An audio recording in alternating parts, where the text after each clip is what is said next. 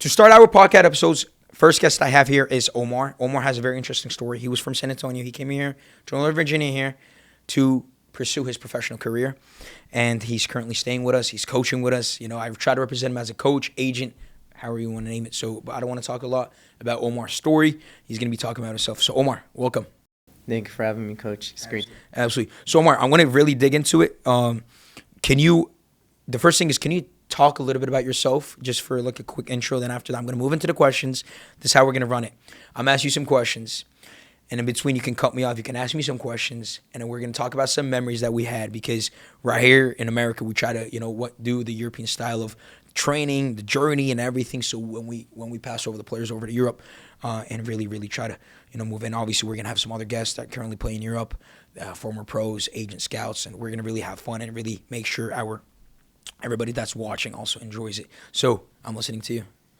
Yeah, man, my name is Omar. I came here about, last year in July. I met you like about 2 years ago when I was in 11th grade in high school.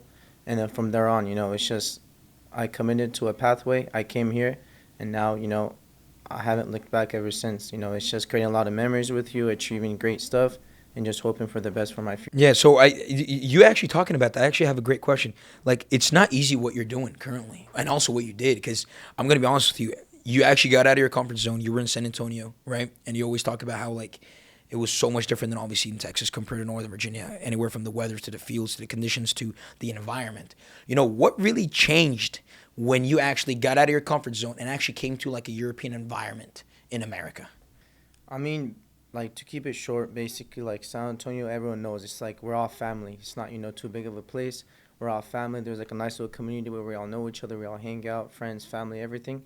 But here it's like, like a huge community where you feel welcomed, but at the same time, you have to adapt to it, because at the same, it's not like the same as it is, because, that's your comfort zone.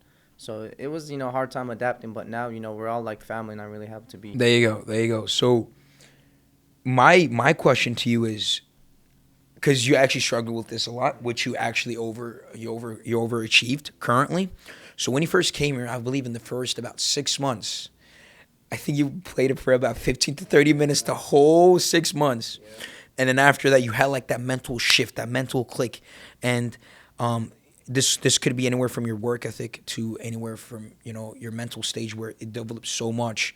And the second part of the season currently, which you guys actually just finished, you scored goals, you assist, you get maybe, I don't know, times how much more minutes. So can you talk about that shift? Because it's so hard for athletes these days. It doesn't matter what sport you play, guys. Soccer, basketball, baseball, does not matter. Any sport, that getting that shift is extremely hard. So Omar, I'm actually curious, because when I talk about it, they're going to be like, hey, man, this guy's older than us. Like we want somebody our age or similar to our age to talk about it. So go ahead. Basically, it's just about, like you said, the shift in your mindset. When I came here, right, the first week of training, I was like, just trying to be perfect. I was always trying to like be perfect, do this, do that, to get into like, the coaches, I guess good list of players, so I can, get minutes, stuff like that.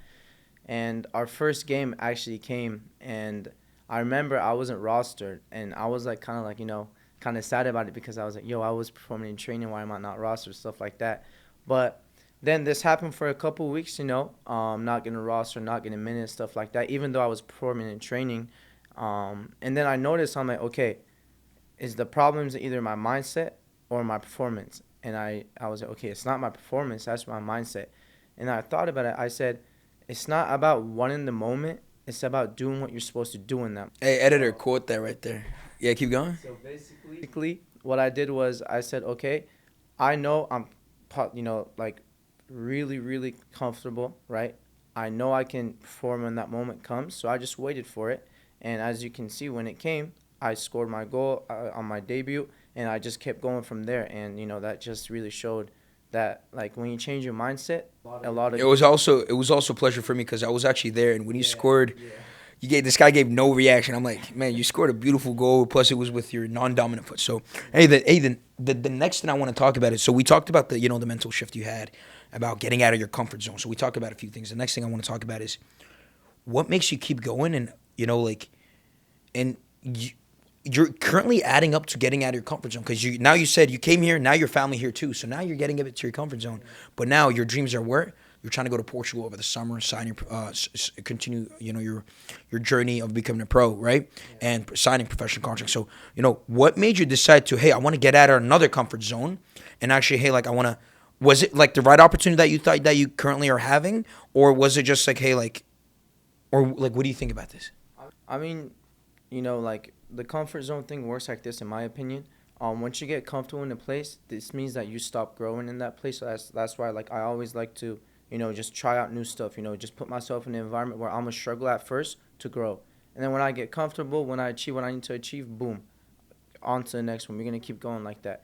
And the reason why, I've been talking to you about going to Europe, stuff like that, is because I came here, right? I've been, having a decent season. I've been doing good. Now I want to actually go to a high level where I can keep performing, right? And, see what I can do there. Because, like I said, like, the only limit you have is the sky. You can go as far as you want. It's just about how hard you're willing to. Yeah, and at the same time, I actually want to, guys, add something about this. I So this is the way I do with my players as an agent. They have to prove themselves to me. I'll give them the opportunities on the field, and they just have to show with the way they play, the way they perform. And I also told this to him too, so there's nothing like I'm hiding here. But I did not think in 1 year he was going to be able to get onto the level to go to Europe because it's not easy, right?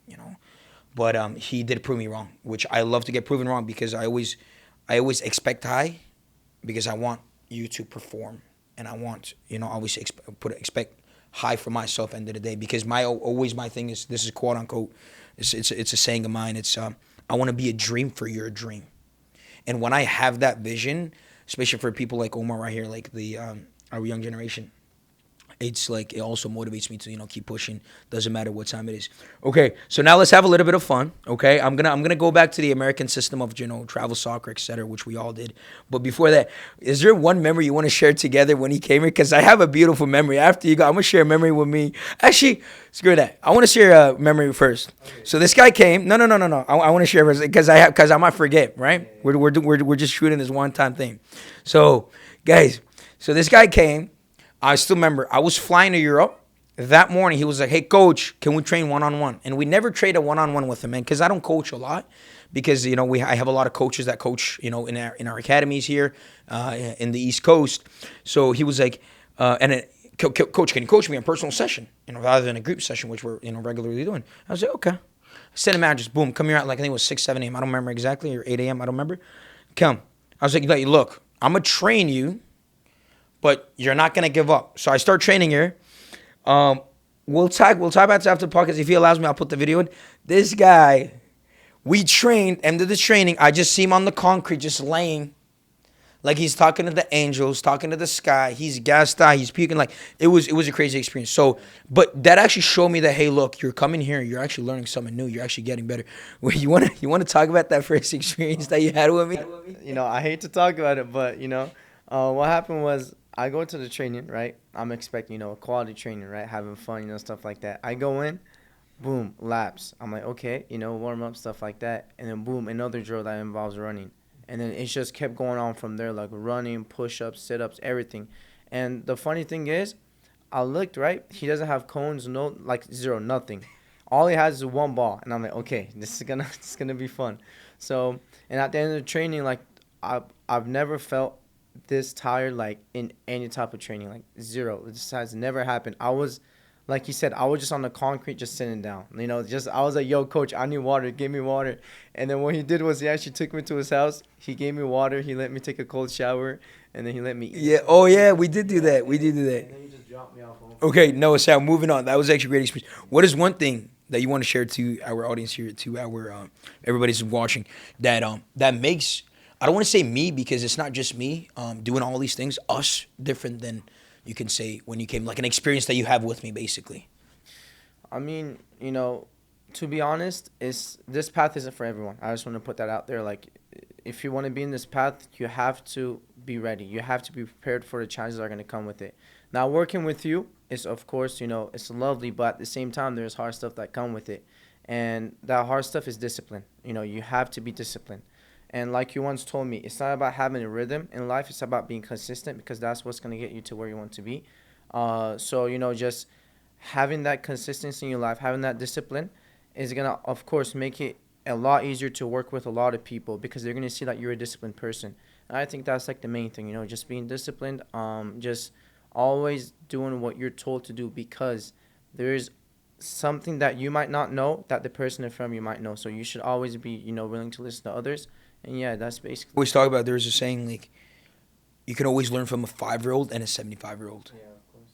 because like you never know what they're going through that you can gain experience from. So, but before I move on to the next question, I want to say this, and let's actually make a video of this. All right, let's make a video of this. You're one of the guys very rarely.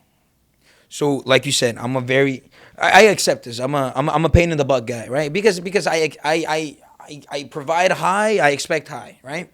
I'm a pain in the butt, with anywhere from 5:30 a.m., 6 a.m. trainings to 12 o'clock calls to why aren't you doing this on time, right? Because I want it to, because everything is connected in life, which I do accept. But I want to say I'm very very proud of you. No, like I'm get it, like really, like I'm actually proud of you, and it's actually hard for me to be proud of somebody, because like, especially like, I'm just thinking right now, like the way I'm like proud of you right now, and with just a little bit of achievements that you just did, and then what if you actually accomplish, boom boom, step by step, and like how emotional we would be. But that's just because all the efforts and time. So the next thing I want to talk about is, please answer this as well, because every single person that played in America probably went through the rec league. If not, if they didn't play, if they didn't play rec, they played travel soccer. Obviously, there's a level into this. This could vary into states, but in general, there's ECNL, there's the MLS Next Level, and then et cetera, et cetera. The youth, like the youth stuff. So you were playing the ECNL whatever level in San Antonio, and obviously for your school as well. You were your varsity captain, et cetera.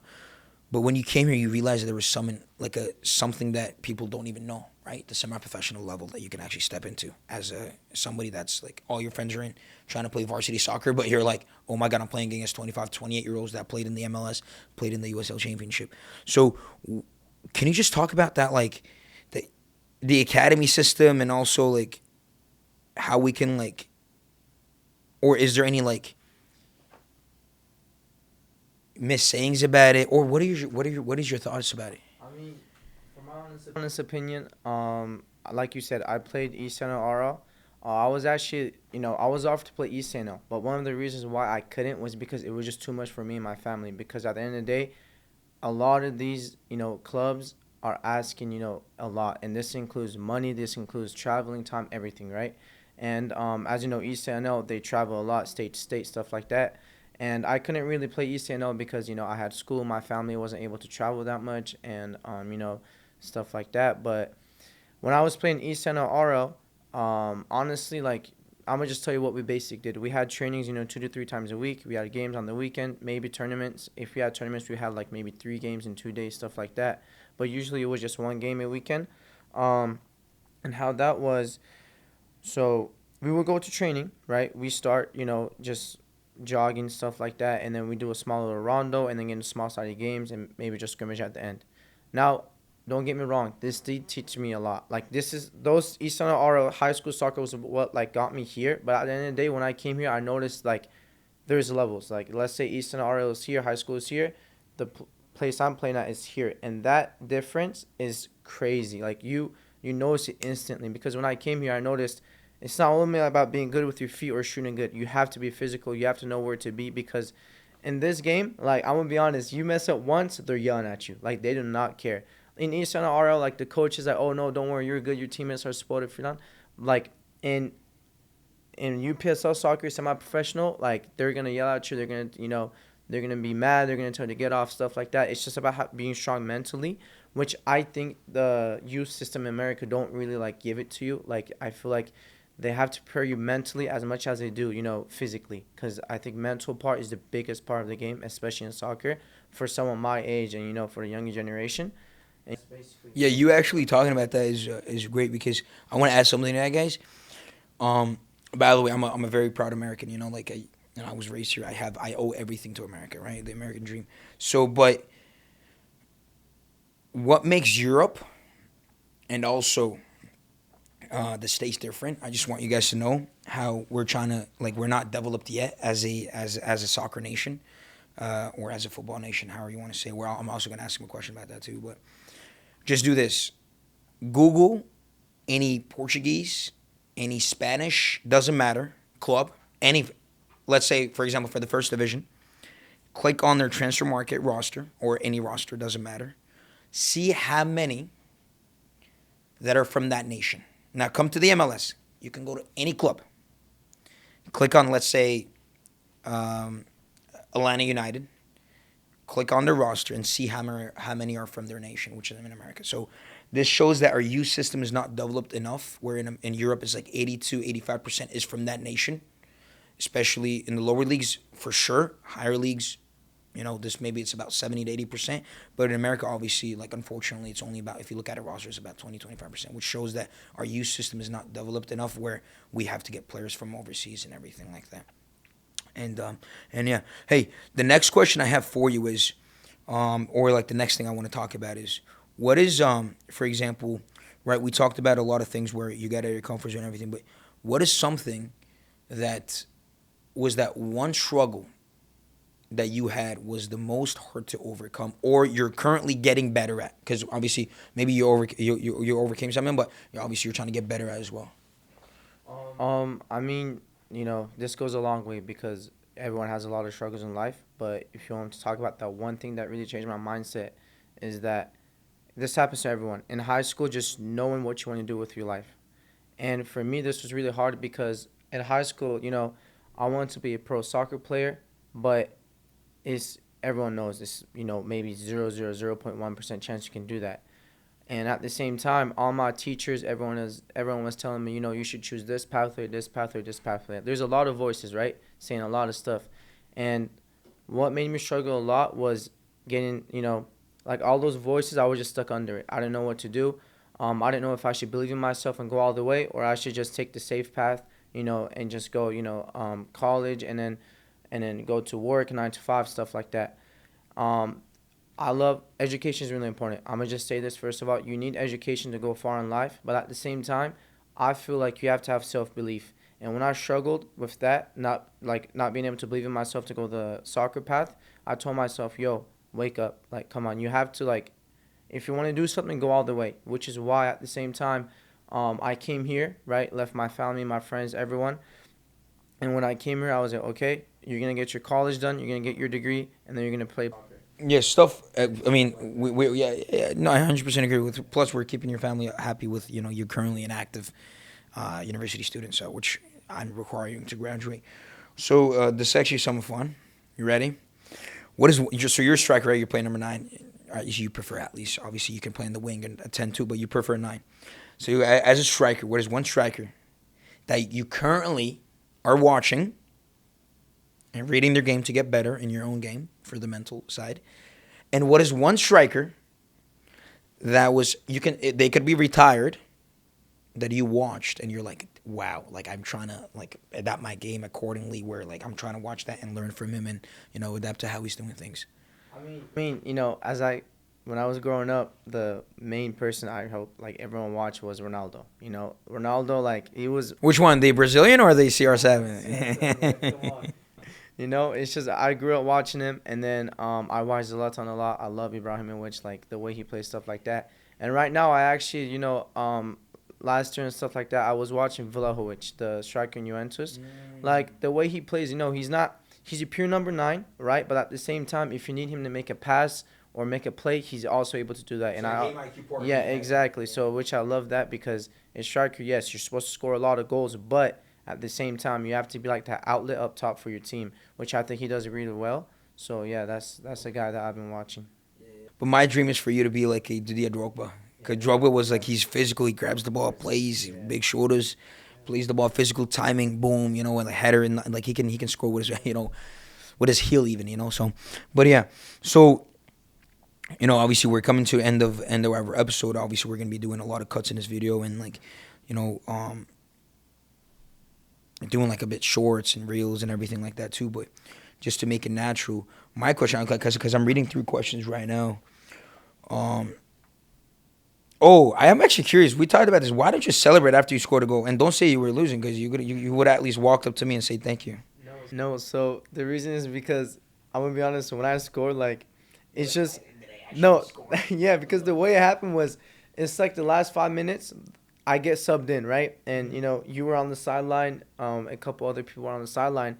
I get subbed in. There's maybe like 2 minutes left in the game. I'm playing, and then my first touch of the ball, I see the guy making a run, and I'm like, okay, I'm also making a run, in the box. I go, and the guy passes it, and I just blanked out. Like, I don't remember. And you know what's crazy? First touch of the game, you scored, but it's so crazy. I didn't. Of course, I got happy when you scored, but I looked at my side. I was like, okay, this guy is 18 years old, doing these with an average team that's 28 years old, that played in whatever, right? So, which was a blessing, which is a very funny story. Hey, but I wanna add something really quick. So you talked about people can choose the college pathway. Plus, by the way, we do have a lot of players that play in D1, D2, D3 levels. NIAA, whatever. It's everybody's path. But it's just like this. What are your chances of getting drafted in the MLS? Especially where it's so limited. Plus, you on average wait 2, 3, 4 years to get drafted. It's very rare a player getting drafted after their first year into the MLS. And other than that, you're 21, 22 years old coming to the MLS. Let's say you accomplished it, which I hope you do. And then, but look at that. You're 18 years old. We're sending you over to Europe, right? Or you have another opportunity. You don't have to obviously go with us, but you have another opportunity to go to Europe, and then you're accomplishing your professional contract. You're overseas, dream at the age of 18 instead of 22, trying to make something out of it, which I think is, the NCAA, obviously all the tournaments and everything, college level is great for football, basketball, baseball, etc., where you have to. But for soccer, since the boss of the world is Europe, not America, that's a different case. So what is something you want to ask me before we start ending this right here? But you can do this. You ready? You can ask it too. Something that you already asked me before that you don't remember me answering, and something that this could be an advice here, or something that that you never asked me. Okay, so this is gonna be kind of a hard question in my opinion, but I want to ask you. Yeah. Come on. What I want to ask is, because you have a lot of players, right? Young, old, different ages, different countries, stuff like that. How do you like keep the balance of being an agent, being a coach, a business owner, stuff like that, and also at the same time trying to keep all these people happy? Like, how do you keep that balance? That's basically what I want to ask you. So number one, guys, this could be a very good thing, and this is the first time I'm seeing this. And there's some people behind the cameras too, right here around me, that the first time they're gonna hear, especially there's some other athletes of mine. So my biggest mistake, and this was maybe because of my age, because I started this very young, was I was trying to keep everybody happy. So you can, first of all, number one, you cannot make everybody happy. My second thing was I was very emotional, because I was very connected with my players, or with my employees. Where if they're not there, in my mind, I was gonna die. But if you overcome that, which I did, this is the balance of. By the way, this is gonna happen to you guys too. You're gonna play for one team. You're gonna have a very close relationship with those teammates, with those coaches, but you're gonna have to go against them maybe the next week, because you, in the winter transfer window, you transfer to another rivalry club, right? So it's like the answer is like, you cannot make everybody happy. You cannot make yourself happy all the time.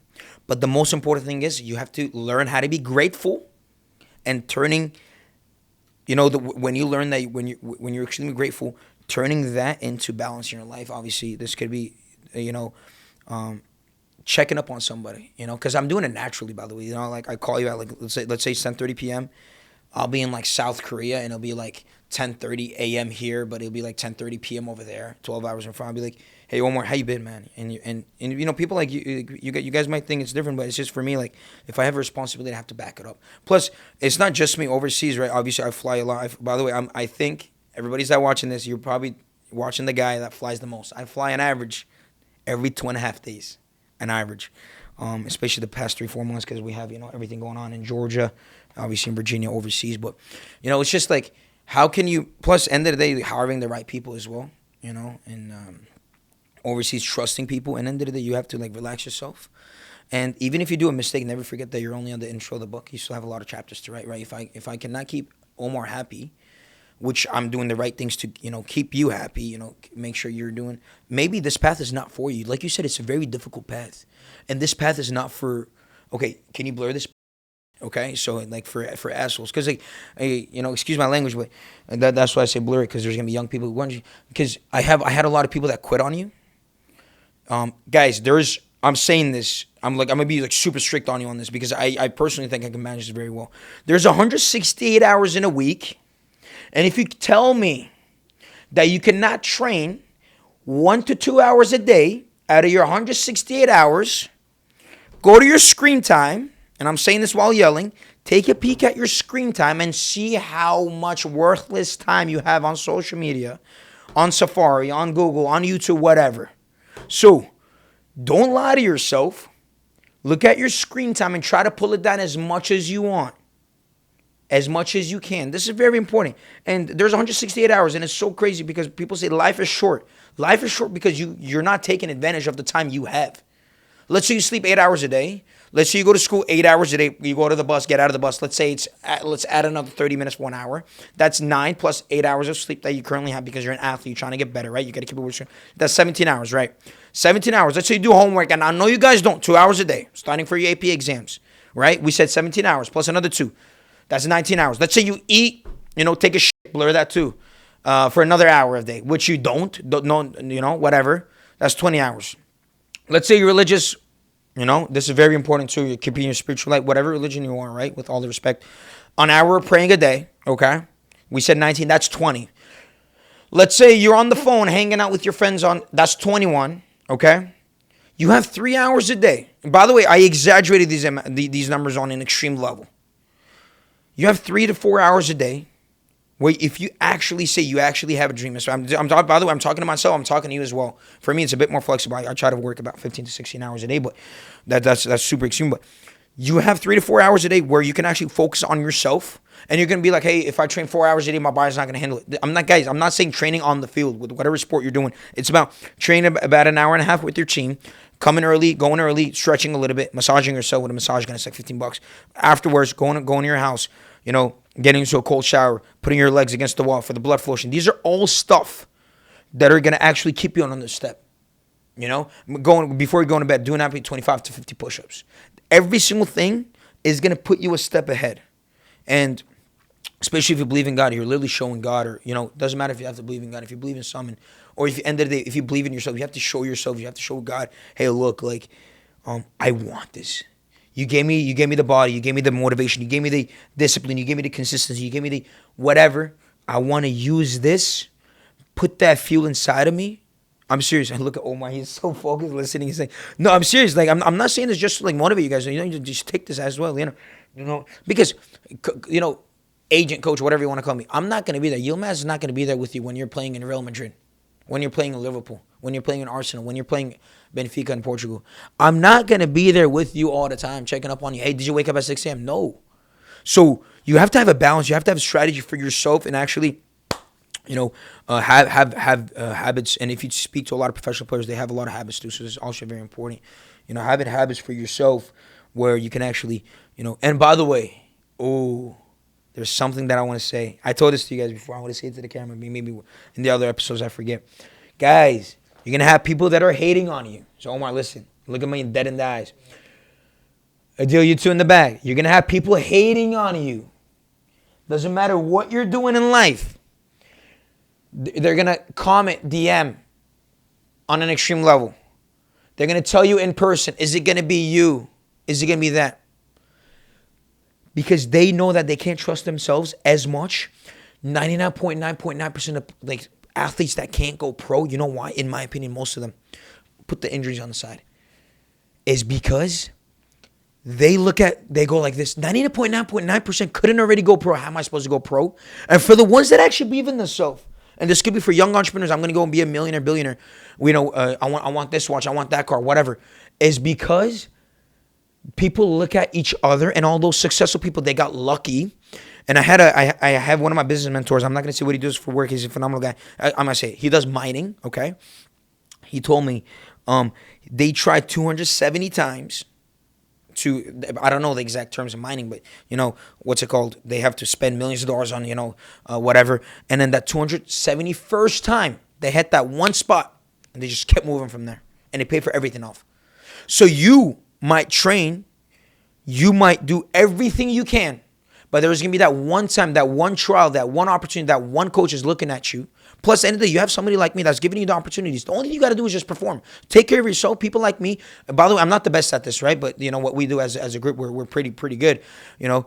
But there's gonna be always a lot of people that are gonna put you in that right environment, and it's up to you guys if you guys want to perform. You know, and end of the day, show yourself that you're hungry. First, you got to show it to yourself before showing others too. You know, before you go to bed, don't say "I wish." And I'm gonna finish. And before I ask you my last question, I'm gonna say this too. When you go 80 years old, if you're about to die, and I'm saying this very, very harsh, when you look back to your 18-year-old, how old you are right now, to yourself, do not say "I wish," because if you say "I wish," you're never gonna forgive yourself. And your grandkids, your kids, your wife, whoever, they're never gonna forgive you if you had an opportunity and if you didn't take it. Before we wrap up, is there anything you want to add? Or is there any last question you want to, or any statement that you want to make? I mean, last couple stuff I want to say is this. Whoever you are, whatever sport you play, whatever business you do, it doesn't matter. At the end of the day, just, just make your family proud. Be a guy that people can look up to, Yeah, a guy or girl. Have a story that people can listen to, that they can look into and learn something. Yes, everyone has bad times. Everyone has, stuff they regret, stuff like that. But it's not about, it's not a mistake that makes it people who they are. It's about how you learn from that mistake. It's your success stories that make you who you are. Because when I search up, Jeff Bezos, it doesn't tell me, oh, this guy when he was 12 he did this. It talks about, yes, this guy. Yes, exactly. So have so much success stories in your life that all your failures get covered up with it, so that when people look at you, they can be like, okay, this guy worked hard and he's at this level. How did he get there? And then they can go. Hey, if he doesn't be pro, motivational. Yeah. No. You're not learning from me. Hey, before we wrap up this first episode, obviously it was phenomenal. We're gonna have these short videos posting all over. We'll do some collabs as well because I want to build your personal branding a little bit too. It was our first episode ever. I did podcasts before. I did a lot of videos before and everything, but this was exciting because this is something in our own. I'm very proud of you. That's number one. Number two, please keep going. Do not care about what anybody says. Look, I might die tomorrow, but everything that I taught you and everything that I'm trying to teach you guys, please, and it's not just by yourself. You have beautiful friends. You have beautiful brothers around you. Guys, always keep going. Please, because you're never going to forgive yourself if you actually stop. Quitting is not for everybody. Quitting is not for everybody. Quitting especially is not for anybody like you that are hardworking, especially with putting on and off times. Hey, we're wrapping up. Hey, phenomenal family. Thank you so much. Hey, brother Omar, thank you. As a player of mine, as a brother of mine, as a younger brother of mine, because that's the way I see you. Great episode. If this kid actually, if people actually like it. By the way, let's do this. How should we run it? By the way, don't cut this off. They should comment, obviously, what they think. They can DM me, too. They can, whatever, they can DM whoever and ask about questions and give us some styles on how we can run things, too. Last things?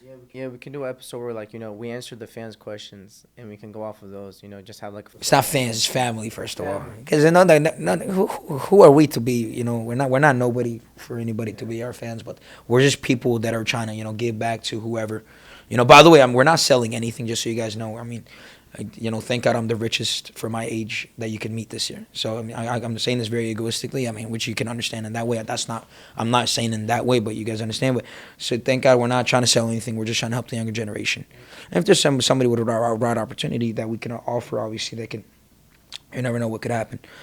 And for the people that can't even afford, what we currently offer, we give scholarships to, we give free camps, people going free to Europe, we're helping financially as well, which I'm very proud of ourselves because, like I said, being a dream for those who have dreams that are higher than you or lower than you. Thank you, family.